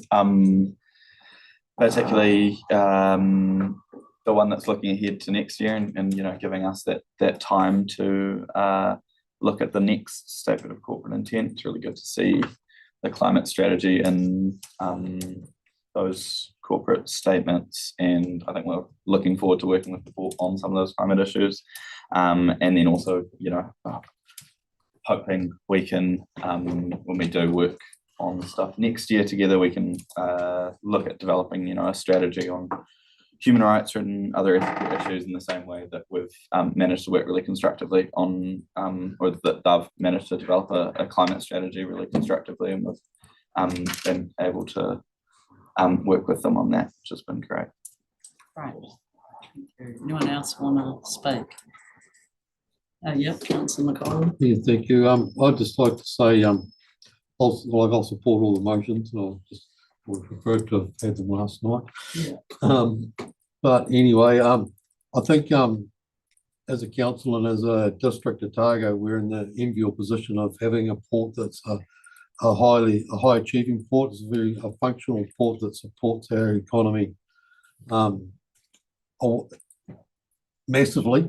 It'll be really good to be able to quantify that going forward as well. And I think, and also it's really good to have a board and a board structure that has the environment in their minds as they go about business, and they're very and they also have excellent relationships or developing relationships with the people around and doing stuff that are extra to business as usual for them because they know that their shareholders or their owners are the public of Otago. So exactly what Gretchen was saying, really. So we don't want, you know, they're a big part of our business, and they actually, the port gives us our strength as well. And it's a strength that we don't want to diminish or underestimate. That we've got it gives us the backbone that we can actually go forward and do things. So thank you. Okay. Do you want to speak? Yeah, look, I think the port is really good, Gretchen, that we have said that we need to show and appreciate this value of the port a wee bit more. And if you look at the port just in some straight numbers, they put $37.5 million worth of salaries into the Otago economy, and they pay us a dividend, the ORC, of $16 million. So that's $53.5 million that they're pumping in annually into Otago. And if you look at that 16, we took that $16 million away, our rate would go up 30%. So I think we really need to push that and show that. Running the company and us running the company, well, we've selected through a very strong and well-constructed process, based on a very powerful skills matrix, we picked directors to ensure that this port is running well and is running in the best interest of people of Otago. So we must continue to remember that. And if we look at where the port is operating and through their corporate intent, they aim to create value, working hard to improve wherever they can. They're compliant. They've got a diverse and balanced portfolio. They drive to ensure long-term partnerships and relationships. They're focused on the climate journey, and that's been particularly relevant over the last couple of director appointments, that the board have gone out to ensure that they are getting people with that focus in mind, and they focus on continued development of not only their assets and their balance sheet, they're also focused on having a quality team that's safe and valued and skilled. So I think the matrix that they're using now is absolutely spot on. So yeah, look, thoroughly endorse all these motions, but I think we just need to spend quite a bit of time working on how we show to the people of Otago the value that this port actually has. So thanks for preparing those motions, Chair. Thank you. And could I just note that I'd like to add a subsequent motion to this once this is finished, and this we have a retiring director, Mr. Tom Campbell. So I'd like to just have a wee once you finish this one, Sure. if I could just Yeah, no, thanks for signalling that Thank and you. for your comments there. Is there anyone else who wants? Yep, Councillor Kelleher. Thank you. Again, I just want to highlight too the absolute value of the port to Otago, and as a responsible owner, this council needs to ensure that that port can function as a port needs to function, as the other ports need to function around New Zealand, for what it receives through to Otago, and within what Otago sends out through it. Ports are challenging businesses to run. They are infrastructure hungry, and while we've become very reliant on their dividend, and we've basically been very clear that we'd like to see a better return out of the port, we also have to remember that they will have infrastructure requirements going into the future and harbour requirements that they need to undertake to be able to function as we want them to. So we have to be very careful around that and not be in the way of how they operate. But I do very much support the messaging that you have highlighted out to Otago about how relevant and important it is. Thank you. Thank you. Yes. No. Okay, I'm not sure if we need to put those up again. Perhaps we should. Take them all together, I think. Sorry, Conley. It's good. It's just quite good for anyone that is watching as well. Then they can see exactly what we're voting on. Right, so I would be moving, and my seconder was Tim. Okay, cool. All in favour then? Aye. Against? Carried. Brilliant. And now the subsequent? Yeah, and look, I'd like to move the following motion that the ORC formally thank Mr. Tom Campbell for his service to Port Otago, to the ORC, and to the people of Otago. Thank you, Councillor Malcolm and Councillor Noon. Tom's been an outstanding board member and really highly respected We were incredibly fortunate to attract Tom to that position and served us over many years as a port director. So yeah, huge thank you from this council, and we'll have a chance to attend a function hopefully and send him off with some more words as well. But yeah, a really, really fantastic director. Okay, anyone else want to say anything then? No? Okay, we'll put that one as well. All in favour? Aye. Against? Carried. 10.7, South Dunedin Futures Update. Thank you, Nick.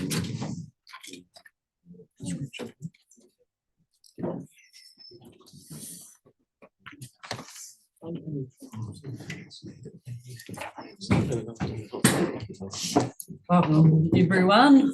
Welcome Jonathan. Thanks for bearing with us as we get to this item.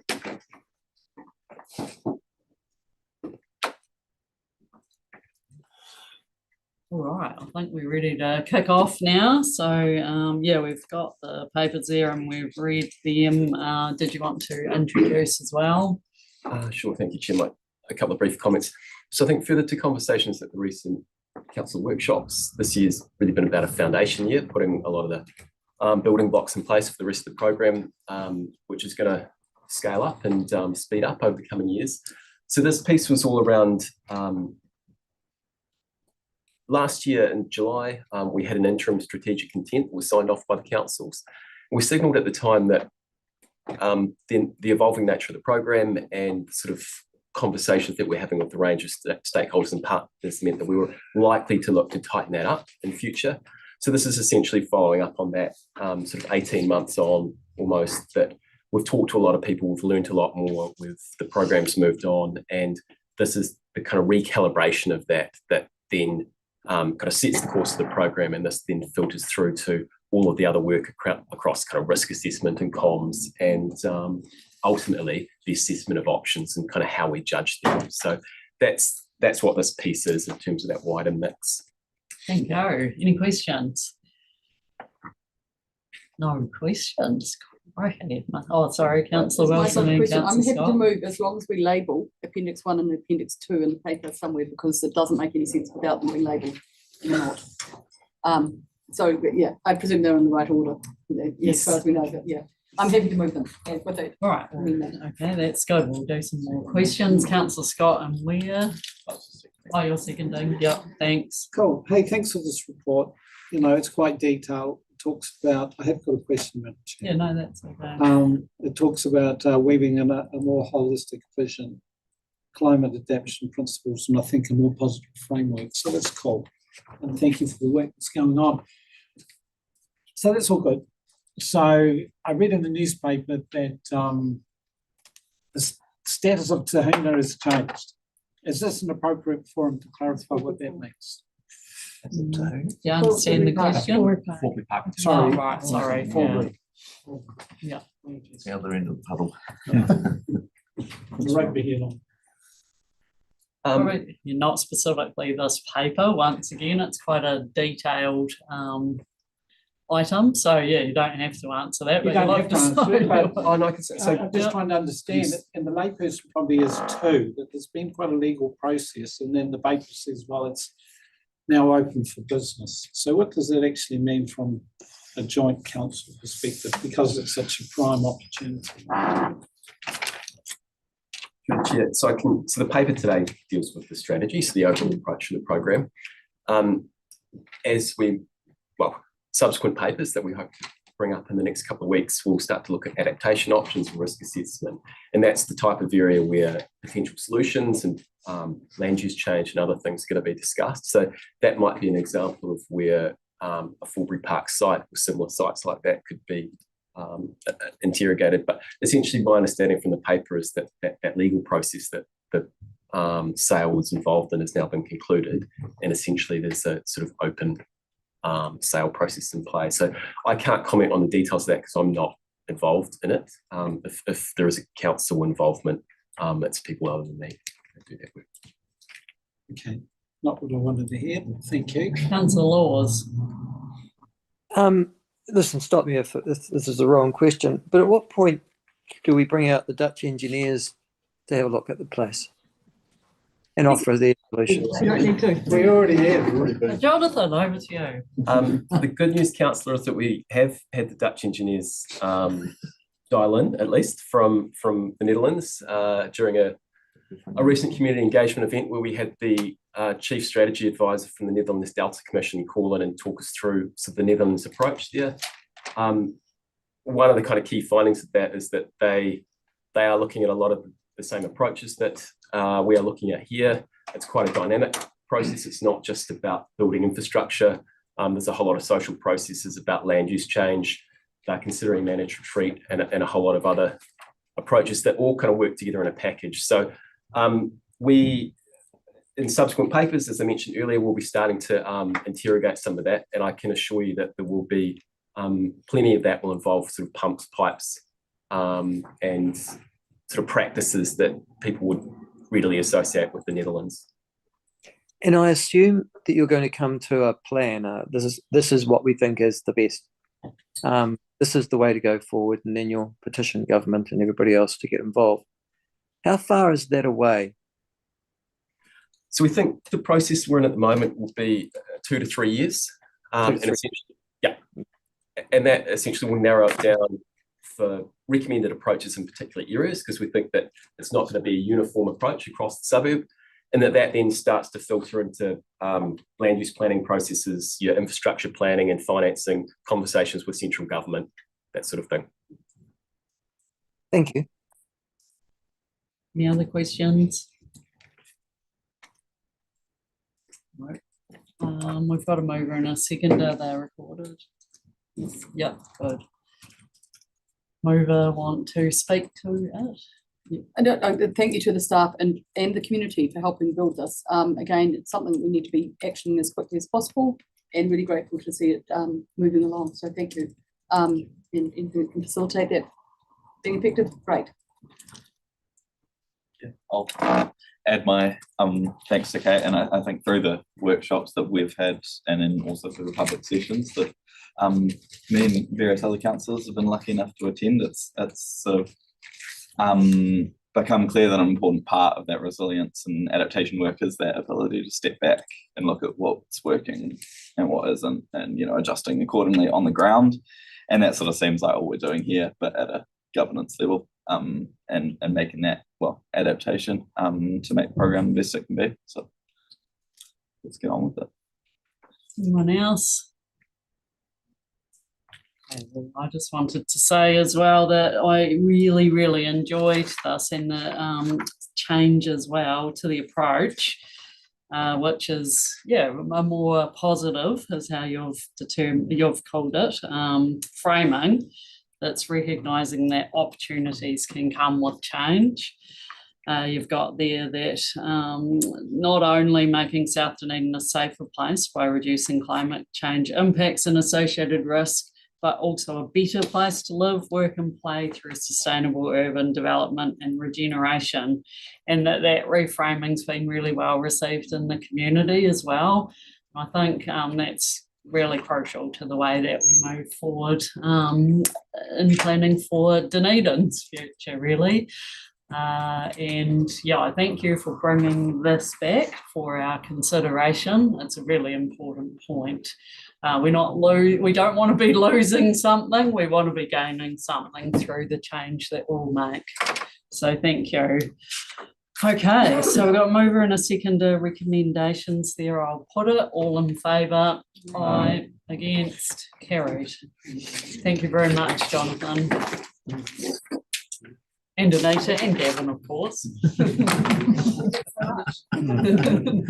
Which actually I think brings us to, the end of the public part of our meeting. I just need to move in public though, don't I? To read that. Yeah, I do. Yeah, sorry. 11.1. Safety and resilience. Recommendation. Sorry. recommendations? Just in my agenda, I haven't got that, but it's okay. Yep. Oh, sorry. Yeah, there it is. Sorry. 11.1. Yeah, just need to adopt them? No. True and- Accept the recommendation. Okay, the council adopts the recommendations of the Safety and Resilience Committee on the 9th of November. Somebody who moved that is councillor Callaghan, seconded councillor McCall, all in favour, aye, against, carried. Thanks for your help. And then we just need to. I've just got a comment on that. On table 12, resolution to exclude the public, just to note that the reason for passing this resolution in relation to the middle column for 3.1 and 3.2 is actually the wrong way around. The Dunedin future development strategy is to protect the privacy of natural persons, and the continuation of Lake Wakatipu ferry services to protect information where the making available would likely unreasonably prejudice the commercial position. Yeah, So right. apologies for that. That's just getting those the right way around. Thank you, that's important, and we'll make sure that that change happens. Any questions or? I'll Is this a have- question on going into confidence? Yes. Yeah, thank you for explaining that, CEO Richard, but can I say, given that there is no commercial tendering of this particular contract, and we are talking about a potential cost for the Otago ratepayer of $6.7 million. No, it's not you're appropriate. talking about the That's details of material the within the paper. Oh, right, so you want to hide all this away again, do you? No. Despite it being almost $7 million worth of council spending. Oh, That's really bad. I think we need to get the sound turned off. Oh, right, so you're going to now censor as well, too. No, you can't. You cannot do that when we have a paper to be discussed in private for the reasons stated. And I'm opposing that reason. Released it. And I'm allowed to speak to the motion. So you can't speak to the content within the paper, which is in non-public, while we're debating the. I'm not specifically, can I just answer that? I'm not specifically speaking to that. Our own questions. Oh, yeah. Okay, so right, I'm happy to move it then. Somebody care to second it? Councillor McCall. Okay, I'm going to put it all in favour. Aye. Are we not going to get discussion? Carried. Well, I'd like my dissent noted, please. Thanks. And I will now leave this meeting. Okay. Thank you. We'll record that.